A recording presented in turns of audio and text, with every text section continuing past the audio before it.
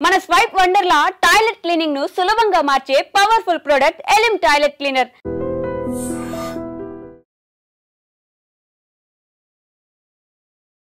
తెలంగాణ ముందుగా అందిపుచ్చుకొని ఇక్కడే ముందుకు పోవాలనేటువంటి ఆలోచనతో ఈరోజు పెద్ద ఎత్తున పోతున్నటువంటి కార్యక్రమంలో భాగంగా కేవలం సూర్యాపేట బస్ డిపోకే 79 బ్యాటరీ బస్సులు శాంక్షన్ చేస్తే ఇవాళ ఒకటే రోజు 45 బస్సుల్ని మనం ప్రారంభోత్సవం చేసుకోవటం చాలా గొప్ప విషయంగా నేను భావిస్తా ఉన్నాను. మిత్రులారా, రాష్ట్ర వ్యాప్తంగా జరుగుతున్నటువంటి ప్రక్రియ.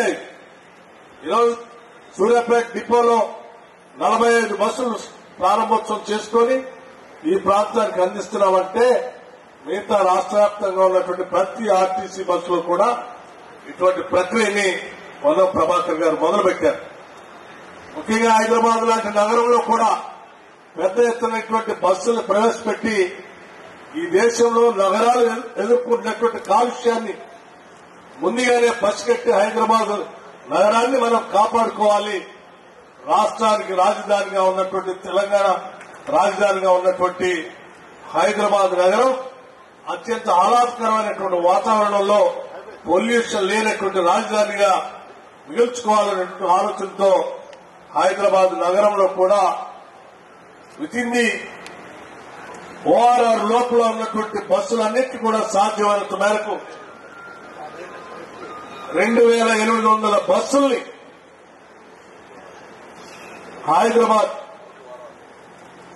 నగరం లోపల వితిన్ ది ఓఆర్ఆర్ లోపల చేయటం అనేది చాలా పెద్ద చారిత్రాత్మకమైన కార్యక్రమం.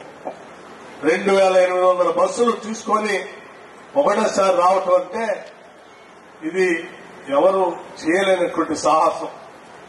ఇటువంటి కార్యక్రమాన్ని రాష్ట్ర వ్యాప్తంగా చేసుకుంటూ ముందుకు పోవటమే కాకుండా ఇక్కడ సామాన్యులకి రవాణా సౌకర్యాన్ని ఇస్తూ దీన్ని కాపాడుతూ అట్లాగే పర్యావరణం రక్షిస్తూ దీన్ని కాపాడుతూ ఆర్థిక భారం నుంచి కూడా దీన్ని బయటపడేయడం కోసం మహాలక్ష్మి అనేటువంటి ఒక పెద్ద గొప్ప కార్యక్రమాన్ని రాష్ట్రంలో ఉన్నటువంటి సగభాగం ఉన్నటువంటి మహిళలందరి కోసం మన ఆర్టీసీలో ఈ రాష్ట్రంలో ఎక్కడి నుంచి ఎక్కడికి ప్రయాణం చేసినా ఉచితంగా ప్రయాణం చేసేటట్టుగా ఈ రాష్ట్రంలో ఉన్నటువంటి మహిళలందరికీ మహాలక్ష్మి అనేటువంటి పథకాన్ని పెట్టి ఈ రోజు దాన్ని విజయవంతంగా మనం కార్యక్రమాన్ని నిర్వహించుకుంటూ ముందుకు పోతా ఉన్నాం.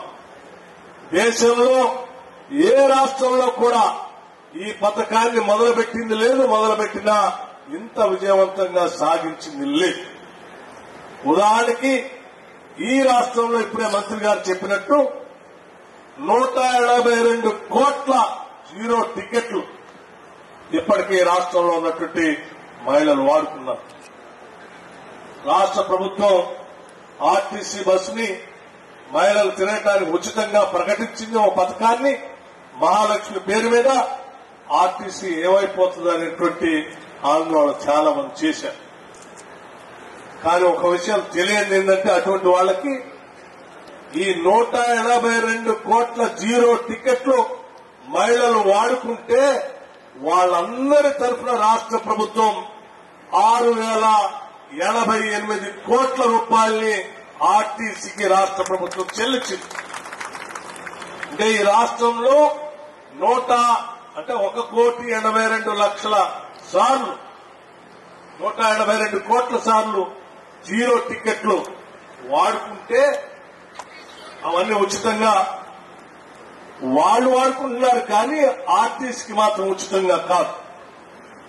ఆర్టీసీకి వాళ్ల తరఫున మహిళల తరఫున ఈ రాష్ట్ర ప్రభుత్వం 6,100 కోట్ల రూపాయల్ని నేరుగా ఆర్టీసీకి జమ చేశాం.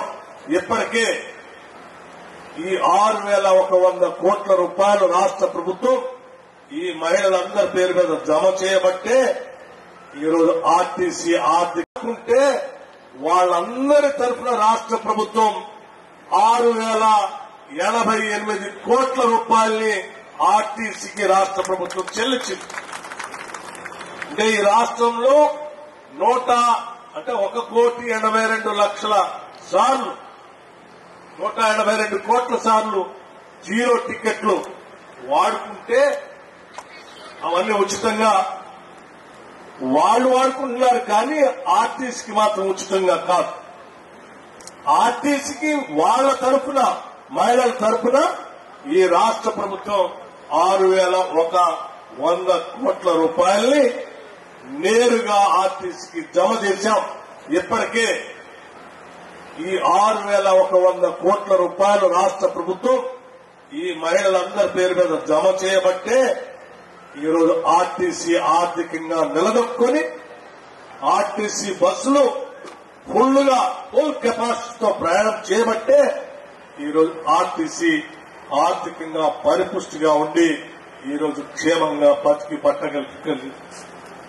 ఒకవేళ ఈ మహాలక్ష్మి పథకమే లేకుండా ఉంటే ఈ 6,100 కోట్ల రాష్ట్ర ప్రభుత్వం ఆర్టీసీకి చెల్లించకుండా ఉంటే కూడా ఈరోజు ఆర్టీసీ భవిష్యత్తు ఆందోళనకరంగా ఉండేది.